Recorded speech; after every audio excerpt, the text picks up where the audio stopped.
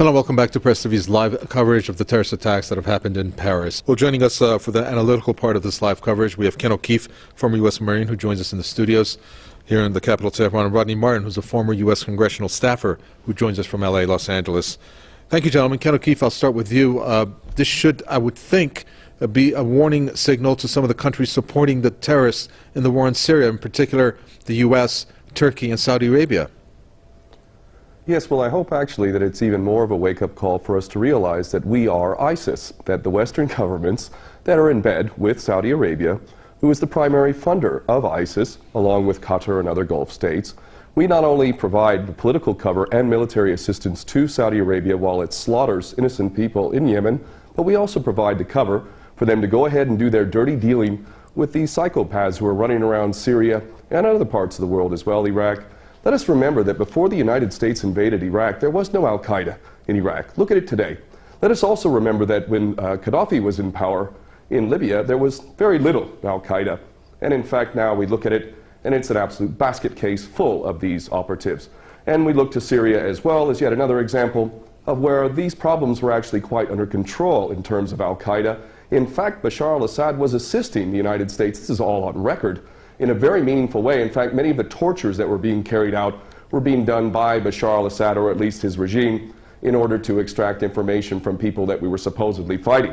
I believe that it is beyond any doubt for any sensible person to realize that not only is the United States providing the financial cover, military cover, political cover for these terrorists through our proxies, but we've also, in pure technical sense, provided the training for these people in Jordan and Turkey. Another one of our best friends has been shuttling these psychopaths across the country from Turkey into Syria for a long time now. So the idea that the West is actually fighting a war against ISIS is beyond ridiculous. So what we really need to do is start realizing the fact that we are ISIS, and the reason why our corrupt, treasonous governments are carrying out these policies is because they do not represent us. They represent the bankers, and the bankers make a hell of a lot of money off of war. And more importantly, as long as we're all fighting each other, as long as we're all not trusting each other, as long as we're all simply being played as pawns over and over, then they can maintain this tyrannical system of never-ending war. So this is really the wake-up call. What has happened in Paris is us. We are responsible through our corrupt governments for all of these policies, and even if these individuals who carried this out are not directly working for Mossad, CIA, ISIS, Al-Qaeda, all the same thing, even if they did this organically of their own volition, believe me, that is exactly what our so-called governments want. That is what the policy that we've been fostering over and over. And quite frankly, if we're to look at ISIS, ISIS stands for Israeli Secret Intelligence Service. They never attack Israel, and that in itself also tells you a lot about who these individuals are. Well, some of the events there, Ken O'Keefe, that our guest Rodney Martin talks about in terms of Islamophobia being created again, or more policies to exercise against Muslims, well, maybe this is what the intent is behind these attacks, if there are any hands at play behind the scenes of some of the countries involved in this so-called war on terror. Well, indeed, that's the case, and it's just more of the same now, isn't it? Now, I'm a non-Muslim, and I am angry at the way Muslims have been portrayed around the world. I have lived in Muslim lands, and I have experienced some of the greatest hospitality and generosity that you will ever experience, and yet Muslims in general are being associated with this monstrosity, this most recent monstrosity known as ISIS, which again I say is Israeli Secret Intelligence Service, and also Al-Qaeda previous to that, Al-Nusra Front.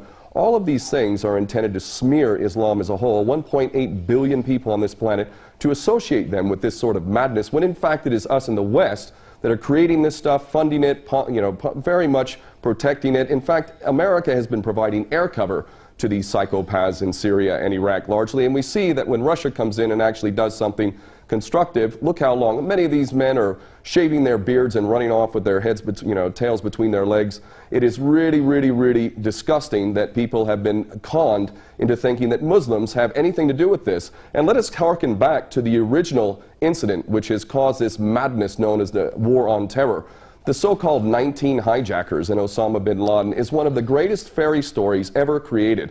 The idea that this man in a cave in Afghanistan on dialysis was masterminding this incredible operation in the United States with 19 so-called hijackers wielding box cutters Mohammed Atta among them, snorting cocaine and hanging out with strippers in Florida, that these people are responsible for this event in defiance of the greatest military machine in the history of mankind, never mind all of the evidence that's come forward that makes the official version of 9/11 beyond ridiculous. Muslims did not carry out 9/11. In fact, those who blame the Muslims, primarily the Jewish supremacist Zionist-controlled media of America and the government which is controlled by these Jewish supremacist Zionists in America, all of them parrot the same ridiculous, tired old line that Muslims are responsible. And this is an agenda which is intended to create a clash of civilizations. And if we are smart as people, we are going to see the agenda for what it is, and we're going to realize that those who are collaborating in this agenda need to be held to account for literal war crimes and crimes against humanity. And I'm including in that not just the politicians and the military, but those in the media who have perpetuated these lies, because there is no way that they could possibly believe this nonsense. These people have literally sold their soul to the service of the devil. This piece of breaking news that's at the bottom of the screen, Ken O'Keefe, that states, it's a message from Assad to Hollande. France suffered on Friday the brutality of terrorism that that has plagued Syria for more than 5 years. That's quite telling in terms of what Syria has experienced. Your reaction to that statement? Yes, it is truly incredible that we listen to anyone, whether it's Francois Hollande or Obama or any of these other puppets, as if anything they says has any merit whatsoever. There is no moral authority at all in the West. When these people get up, they are an embarrassment to all of us who have a functioning brain and a heart. These people are traitors, whether they come from France or whether they come from Britain or America, and everything they say is to be taken as complete and total rubbish. The idea that France and the West is not directly responsible for the mayhem that has been occurring in Syria is again beyond ridiculous. We know for a fact how we've been supposedly funding and supporting the moderate rebels. There is no such thing. Even recently, a U.S. general admitting that there may be 4 or 5 of these people in Syria.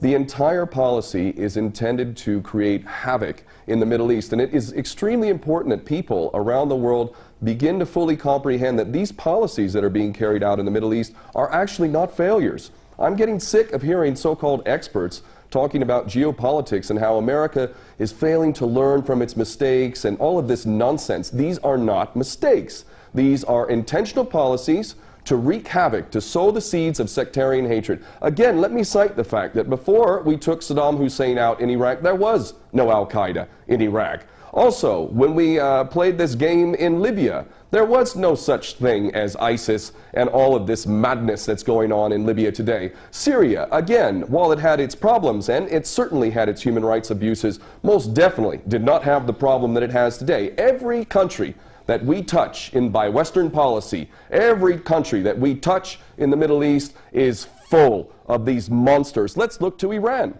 the country that we claim to be the biggest threat to everyone, the Israeli Jewish supremacist agenda, which constantly tells us that Iran is the big threat to the world and that it wants to wipe Israel off the map. Let's look at Iran. Let's look how many attacks by Al-Qaeda and ISIS are occurring here. Let's look at how Iran has been fighting MEK, a true terrorist force that has killed over 20,000 people in the last 20 years or so. This nation is fighting terrorism legitimately. It has provided sanctuary to Jews and Christians historically over the millennia. It has not indulged in any war for hundreds of years other than the imposed war in which we forced with our attack dog Saddam Hussein, and yet we are being told that Iran is the threat. Here I sit in Tehran, and I can tell you the threat from ISIS is next to none. And the reason why is because Iran is not a player in this nasty game in which Saudi Arabia, Qatar, other Gulf states, Turkey, Jordan, ourselves, Britain, France, all fund, train, support, and ultimately are responsible for these monsters running around in their latest branded name, ISIS, which I will repeat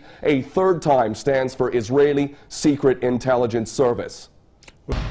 See, let me explain this first. In the West, we find it hard, if not impossible, to imagine that we might have a leadership that we respect, because we don't have leadership that we respect. They're not leaders, they're puppets, they're prostitutes. Presidents and prime ministers, parliamentarians and congressmen and senators, they're all puppets, with the rare exception.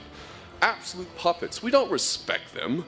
We revile them. And even if we get conned into voting for the next branded, packaged president like Obama, you know, which cons so many people, oh, here we go. Oh, America is the greatest nation in the world. Look, we have a black president. Look, doesn't he have nice, bright, shiny teeth? And doesn't he speak so nicely? You know, we get conned, but then eventually we realize, oh, wait, it's the same old thing. Obama is nothing more than another prostitute bought and paid for by the banksters. They're all the same. And ultimately, even if we get conned for a little while, we then realize, oh, it's the same old thing. We don't respect our leadership. And we shouldn't, because there's nothing honorable about them. But that's not the way it is here. Regardless of the lies that are being told, Iran has a supreme leader. And this is another thing. But they actually have religious leaders in Iran that you can respect, that live humble lives in modest accommodations and really practice what they preach. And this is kind of hard for people in the West to imagine, but they actually have leadership here that is almost universally respected. I'll give you a great example of why I'm optimistic about things in America. You know, the President of the United States, traitor that he is actually a constitutional lawyer. He's actually trained at the highest levels of university in constitutional law. Do you know how obscene it is that somebody who is trained in constitutional law, giving himself the authority to execute anyone, anywhere, at any part of the planet with no jury, no trial, no conviction, no nothing? This man is a dictator who has assigned himself the right to execute anyone, including U.S. citizens. I am confident that at some point the American patriots, who seem to be in a bit of a coma and have been sleeping for a long time, are going to wake up soon and realize that while they took an oath to uphold the Constitution of the United States, the President of the United States also took that oath and has breached it so badly that he should be arrested and charged with treason right now. And ultimately all of the sycophants in the U.S. Congress who passed things like the Patriot Act and the National Defense Authorization Act, because we were specifically told not to use any knives. Knives could be lethal. But you know that there were those on board who had knives and used knives. Really? Where's the proof? What, from Israel? They're lying. They lie incessantly. Are the soldiers who were wounded lying? That they are telling the truth? What about the soldiers who were wounded? Those soldiers should be dead if we were terrorists. Why are they alive? Because we're not there to kill people. You accept soldiers were shot? No, I don't accept that. So the soldier who says he showed... Do you know how many soldiers died in the invasion of Gaza last year? The point... Do you know how they died? I'm interviewing you. I'm interviewing you because you were involved in this. Where's the video footage of shooting Israeli soldiers? I'm interviewing you because you were involved. I had a pistol in my hand. I had a 9mm pistol in my hand. I'm an ex-Marine. I've been in combat. I've served in a war situation. If I wanted to kill an Israeli soldier, I can guarantee you he would be dead right now. So here in Tehran on the anniversary of the revolution, and I'm wondering to myself what Western government could get 2-3 million people out in the streets, not in protest, but in support of the revolution, of the government and the nation that comes from that revolution. It's just not possible. The hypocrisy of the West, it just doesn't even satisfy the reality. Hypocrisy, it's beyond hypocrisy. There is no government in the West that has this kind of support, and yet we have the nerve to threaten this nation and all of its people. Time to wake up. I have put my life on the line many times over with no pay whatsoever, and you have the nerve to equate me with supporting dictatorships. You, as a servant of the empire, are nothing more than a prostitute intending to maintain a system of tyranny which is violating people left, right, and center all around the world. We have been in the business of supporting dictators like Saddam Hussein and so many other tin pot dictators around the world, and all the while you've been nothing more than a mouthpiece for this system of tyranny. Shame on you, shame on all like you, all the minions, the mainstream media that have perpetuated these lies ceaselessly. Iran has the same enemy we do. Zionist, Jewish supremacists who run the United States government. That's an enemy. That's an enemy inside our gates, and it's the same enemy that's threatening Iran as well.